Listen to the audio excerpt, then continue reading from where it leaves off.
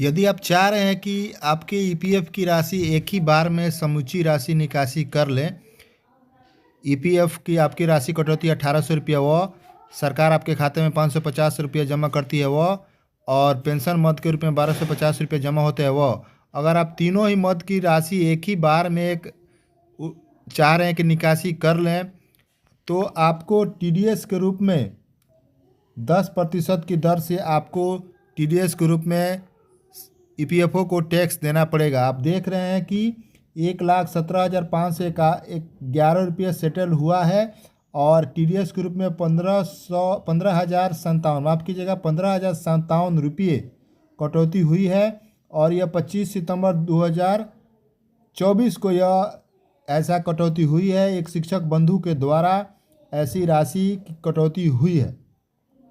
अगर आप चाहते हैं कि आपके खाते से कटौती न हो तो इस वीडियो को पूरा देखिए। आप विशिष्ट शिक्षक के पद पर योगदान कर लिए हैं और आपके ईपीएफ के यूएन अकाउंट में ईपीएफ की राशि न जमा हो रही है, न आपके खाते से कट रही है। अब आप चाह रहे हैं कि ईपीएफ की राशि की निकासी कर लें, उसमें मार्क एग्जिट कर लें और सारा पैसा निकासी कर लें।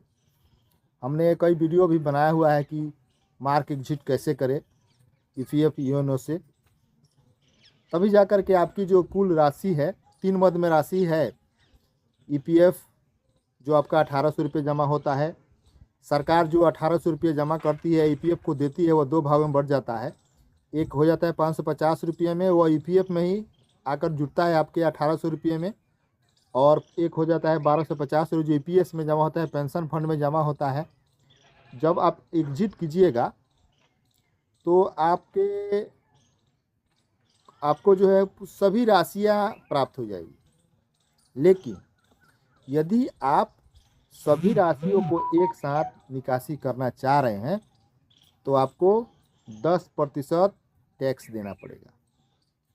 यदि आप 2 लाख रुपये मार्क एग्जिट करके निकासी कर रहे हैं तो आपको 10% लगभग 20,000 रुपये आपको टैक्स के रूप में देना पड़ेगा ईपीएफ को।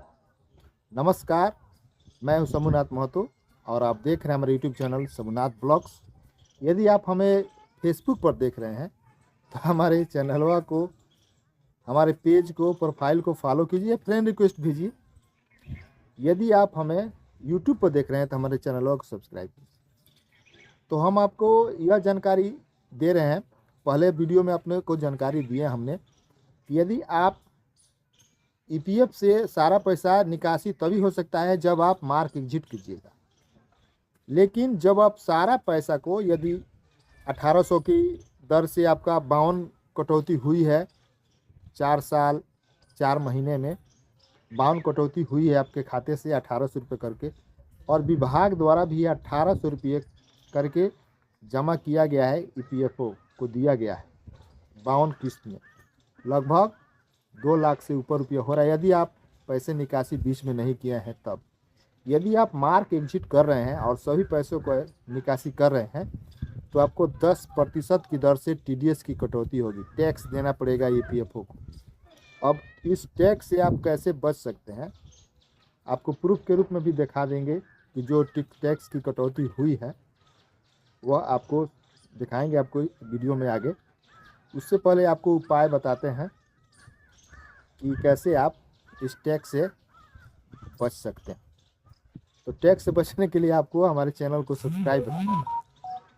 जैसे बता रहे हैं, यदि आप टैक्स से बचना चाहते हैं, वो और एक बात ध्यान देते हैं, बताते हैं आपको जानकारी के लिए कि जो ईपीएस में जो राशि जमा हुई है 1250 रुपये के दर से 52 महीने, उस पर आपको किसी भी प्रकार का, ये कहिए कि टैक्स नहीं देना है, उस पर आपको टैक्स नहीं लगेगा। यदि आप 10% टैक्स देने से बचना चाह रहे हैं तो सबसे पहले आप फॉर्म 31 है, जो 31C है शायद, वो आप भर दीजिए। बीमारी का कारण पूछता है कि आप किस कारण से आप पैसा निकासी करना चाहते हैं, तो बीमारी का आप बहाना उसमें डाल दीजिए और एक बार में लगभग आपको 90,000 रुपये की राशि निकासी हो जाएगी। उसके बाद जैसे ही आप 15 दिन बीतता है, तो 15 दिन व्यतीत होने के बाद आप क्या कीजिए, फिर एक बार फॉर्म 31C भरिए, 31 है उसको भरिए। फिर लगभग आपको 10,000 से लेकर 20,000 के बीच में आपको राशि वो दे देगा। तो जो अब राशि बच जा रही है, आपका जो जमा है लगभग 1,04,000 के आसपास जमा है राशि, और जो राशि अब जो बच जा रही है, जो सरकार के द्वारा 550 रुपये प्रति महीने जमा किया गया है, वह जो राशि जो है जो बच जा रही है वह निकासी नहीं हो सकती है। तो जो राशि बच जाएगी, और जब आप उसके बाद आप मार्क एग्जिट करते हैं, तब जो राशि बचेगी उसी पर 10% आपको टैक्स देना पड़ेगा। तो लगभग आपको 3-4 हज़ार 5,000 टैक्स देना पड़ेगा। तो आइए आपको वहाँ पर लेकर चलते हैं, आपको वो सबूत दिखाते हैं कि यदि आप समूची राशि एक बार में निकासी करते हैं तो आपको टैक्स कितना देना पड़ेगा। देखिए, आपको बता रहे थे कि आपको 10% टैक्स देना पड़ेगा।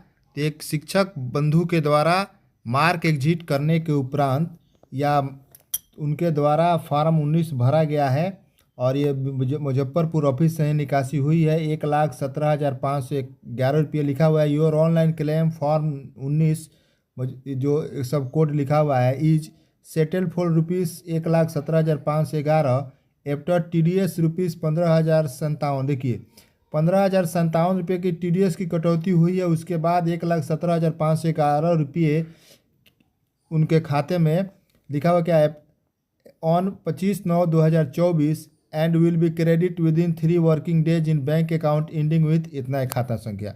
देखिए, यह आपको बता रहे थे कि आपके खाते में 10% की कटौती हो जाएगी। 10% की कटौती TDS की कटौती होने के बाद उनके खाते में 1,17,511 रुपये की राशि जमा हो रही है, यह ऑनलाइन क्लेम 19 के द्वारा। तो आपको इस पर चर्चा करें कि इसको कैसे बचना है। उससे पहले आपको बता दें जानकारी के लिए कि आपके खाते में जो राशि जमा होती है, तो यह 52 किस्तों में जो राशि जमा हुई है वह आपको बता रहे हैं कि आपकी कटौती जो हुई है, यहाँ पर दिखा देते हैं आपको। देखिए, यहाँ पर 1,800 रुपये आपकी कटौती होती है, और 550 रुपये यह कटौती होती है। सरकार आपके खाते में जमा करता है, जो 2,350 रुपये का आपके पास मैसेज भी आता है जब भी आपके खाते में UN खाते में जब राशि जमा होती है, और 1,250 रुपये जो है पेंशन मद में जमा होती है। तो देखिए, पेंशन मद का भी जिक्र किया गया है। 65,000 रुपये पेंशन मद में जमा हुआ है, और विभाग जो जमा किया है 550 रुपये, वह 32,024 रुपये पेंशन, ये माफ़ कीजिएगा, यह इसमें ब्याज भी जुड़ा हुआ है, और एम्प्लॉयर शेयर भी है। 1,04,808 रुपये भी एम्प्लॉयर शेयर है। तो यदि आप ये तीनों ही राशि को निकासी करना चाह रहे हैं, तो आपको 10% TDS की कटौती होगी। आपके खाते से आपको 10% टैक्स देना पड़ेगा, यही नियम है। यदि उससे पहले यदि आप चाह रहे हैं कि आपका 10% TDS कटौती कम कटौती हो, तो सबसे पहले आप फॉर्म 31 भरना पड़ेगा, जो आपके ब्याज सहित जो राशि है, जो आपका लगभग मानकर चलिए 90,000 रुपये एक बार में आपको मिल जाएगी। और उसके बाद फिर 15 दिनों के अंतर पर आप फिर भर रहे हैं, तो यह राशि जो है, यह जो राशि है पूरी आपको प्राप्त हो जाएगी। और जो ब्याज की राशि के साथ जो यह 32,024 रुपये है, यह निकासी नहीं होगी, और 32,024 रुपये का ही 10% आपको TDS देना पड़ेगा। तो लगभग मानकर चलिए 3,000 साढ़े 3,000 रुपये TDS देना ही पड़ेगा। और ये जो पेंशन मद का 65,000 रुपये है, इस पर किसी प्रकार का टैक्स नहीं लगता है।